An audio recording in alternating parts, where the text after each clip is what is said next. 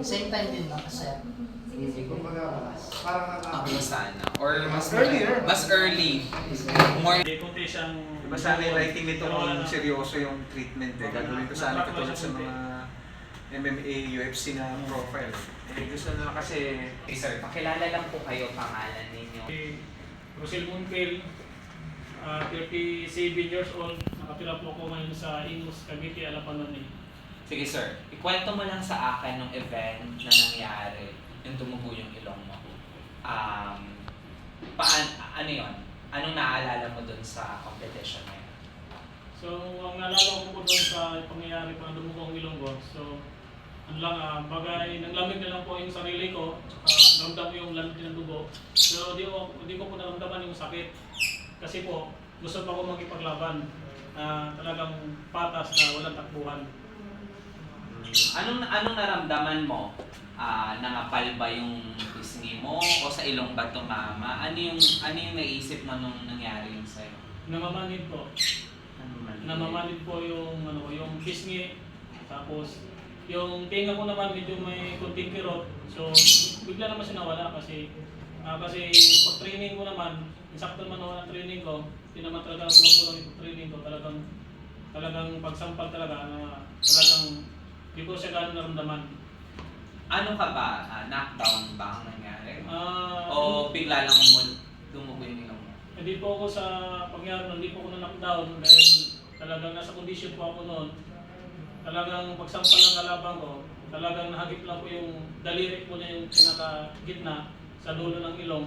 Doon po na bigla lang tumulo yung dugo ko sa ilong.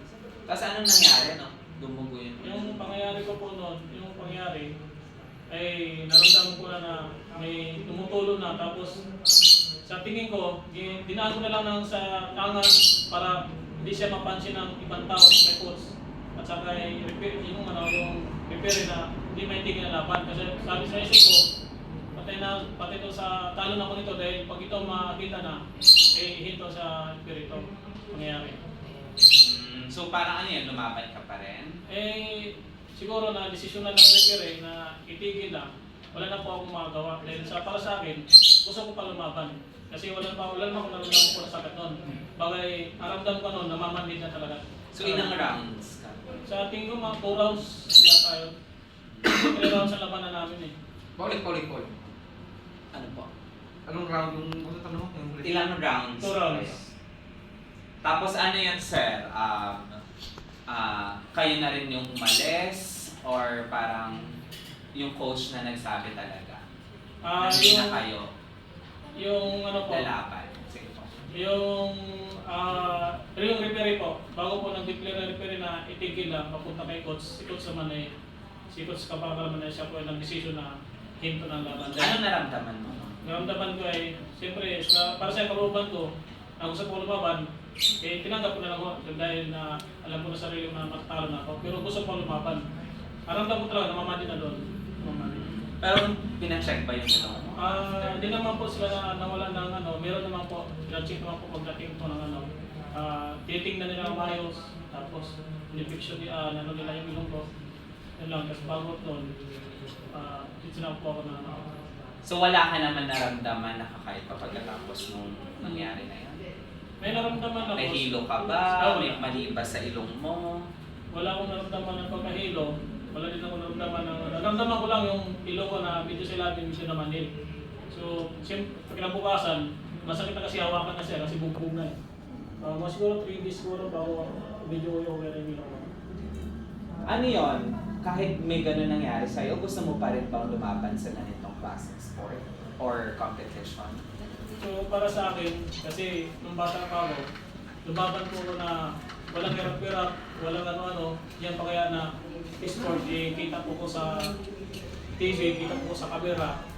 Gusto ko pa talaga. Anytime, hindi po ako lumalaban sa slapping. Bakit gusto mo pa rin kahit ganyan yung nangyari sa'yo? Yun po ang pangarap ko po na gusto ko lumaban. Wala na po ako pakialam sa sarili ko kasi pangarap ko na po, idol ko na po yung mga ganyan na laro. Maliit pa lang ako. Kahit nga sa boxing, kaso di ko na nahabol dahil siyempre nag-edad na ako.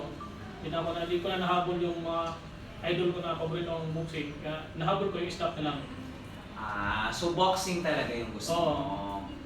So napunta ka lang dito. Bakit ito yung naisip mo na alternative dun sa boxing? Kasi yung sa boxing, hindi ko po makuha lahat yung training ko dahil nagkaroon na din ako ng pamilya sa Cavite, pupos ako sa trabaho. Hindi na ako nakapupo sa training sa boxing. Sa islap, kahit umuwi ka sa bahay, ping hapon sa gabi, kung ano mga bagay sa makita sa loob ng bahay, pwede mo buhat sa kamay o sa mga gamit ng bibig mo, training. So may ganun kang Opo, training. sa bahay. Sige sir, explain mo nga yung mga training na ginawa mo bago yung slap battle na nagtubo yung ilong mo.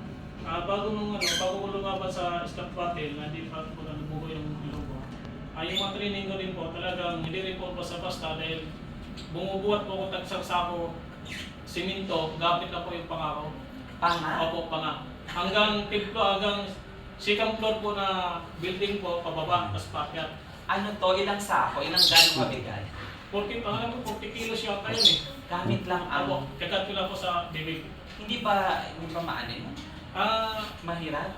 Mahirap po, pero hindi po pwede sa biglahin. Baka mamaya, bigla matanggal yung dito sa sobrang bigat. Binibigla mo. Kailangan unti-unti siya hanggang sa makaya mo. So yun yung ginagawa mo. Hanggang ngayon, ginagawa mong training? Sa ngayon, nagpapahinga muna ako dahil nag-ano muna ako, antay pa ako sa update sa kung kailan laban, tsaka naman ako sigurado training. So ang kinakagat mo lang yung isang sako? Sa sako siminto po, tsaka bukod pa nun, meron pa po marami pa po na ibang training. Sige po, ano pa po yung mga training? Yung mga training ko po yung dumbbell, yung sa bahay namin, siguro mas mabigat pa yun sa siminto din yun. Yung Dumbbell sa bunganga rin? Sa bunganga. Paano po? Madalawang buwan ko na sa ginagawa, dalawang buwan. Pero may tali. May May kinakagat tali. na tali. Akala Hindi mo naman kakagatin niya yung dumbbell. Mapapagod yung bibig ko. Hindi kasi yung sako, sabi niya kakagatin. Sa tali yun. Magbaga. Paano niya kakagatin yung sako ng semento? Hindi na butas yun. Sabi ko, ay, ang galing. So may tali naman. Paano niyo yung tinatalian? Yung tinali ko sa damit, tapos kinagat ko yung damit sa ngipin. Tapos ang pangyayari doon, Di ba sabi mo kinakagat mo siya sa second floor? Ano yon? Parang, kunyari akyat ka sa hagdan na meron kang Opo. kagat sa... Opo. Nadala ko sa sako siminto. Tapos pangalang balik lang, di ko na kaya sa pangatlo kasi mamamanid na yung dito mo. May ganun Oo. pala. Tapos yung pangyari, magpasubok na ako masampal sa labas ng tao. Hindi sa asawa mo? Ay, hindi po.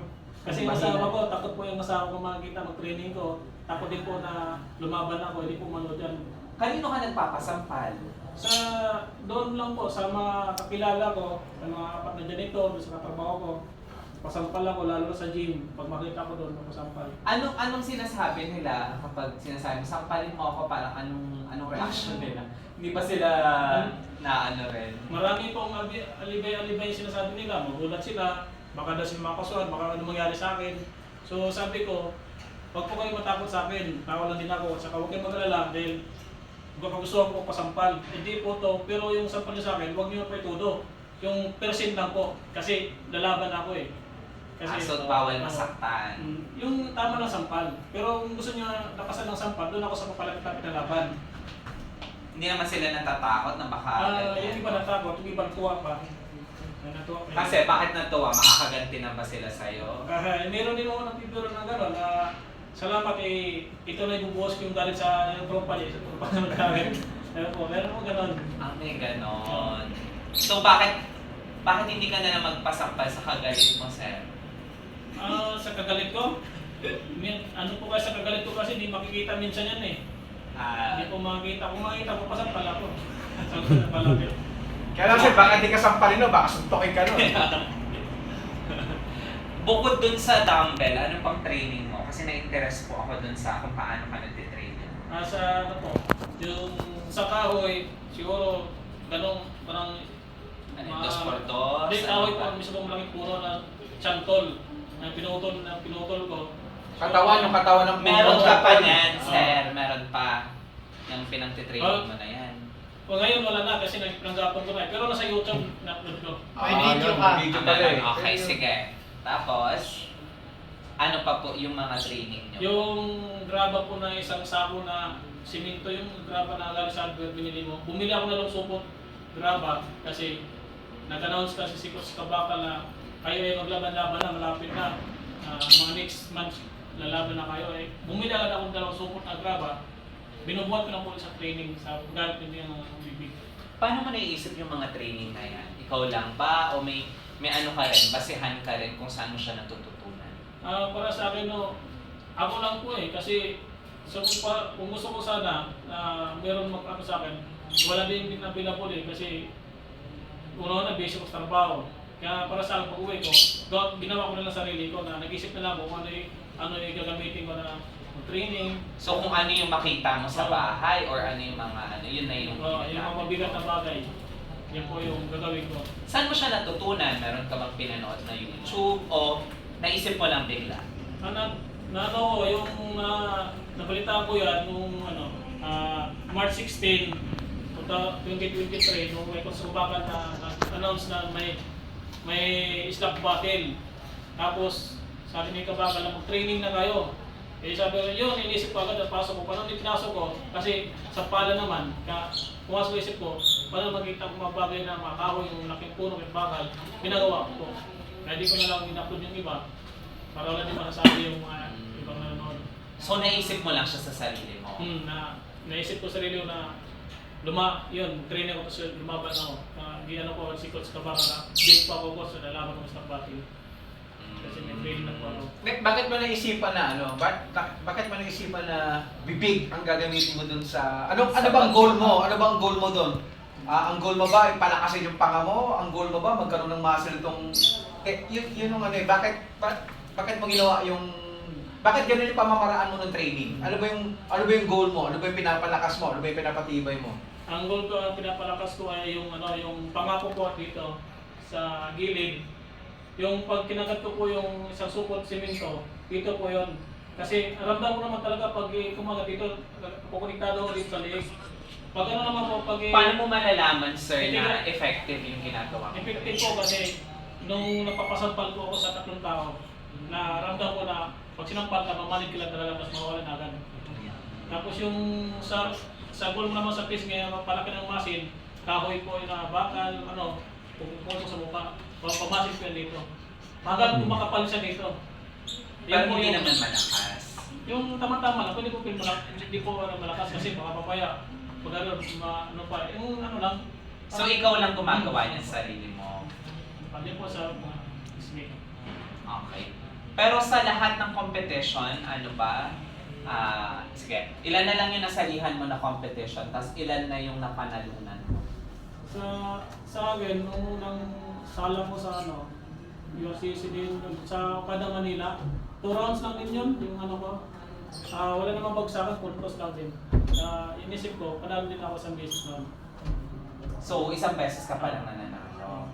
Ilan na yung naano mo? Ilan na yung nasalihan mo? Nasalihan ko sana kung marami na sana, kaso nag-base yung trabaho. Pangalawa pa lang, nasalihan ko. So yung isa nanalo ka, isa talo ka? Yung isa, boxing. Boxing yung isa. Injury naman ako dito sa tuhod, 1 round. Wala pang na injured ako dito. Pero sa slap battle, sir? Sa slap battle, yun po yun. First time mo pa lang yun? Pangalawa, marami na ako sana, kaso base of trabaho. Sabi ko, coach, cancel mo na laban ko. Minsan, kasakit ako, nilalagnat. Hindi na may tuloy yung laban. Pero sarili ko, gusto ko lumaban kaya may sakit. Bakit naman, sir? Kasi yung po ang naka-schedule lang po kasi yung pizza Hindi na kasi po kayong umatras, lalo na kung wala kapalit na fighter. Kaya sa sarili ko, sa katawan ko, gusto akong lumaban sa isip ko. Pero talaga yung lagnat ko nandoon. Okay. Sige, sir. Pero ano ba yung mo? Parang ano ba yung goal mo? Bakit sumasali ka sa ganito? Gusto mo ba magkapera? Gusto mo bang maging sikat na vlogger? Ano yung talagang pinaka naiisip mo na bakit mo lagi siyang ginagawa? So ang naisip ko, yun po yung goal ko ay sumasali ako dyan sa Stop Battle para makilala ako sa social media.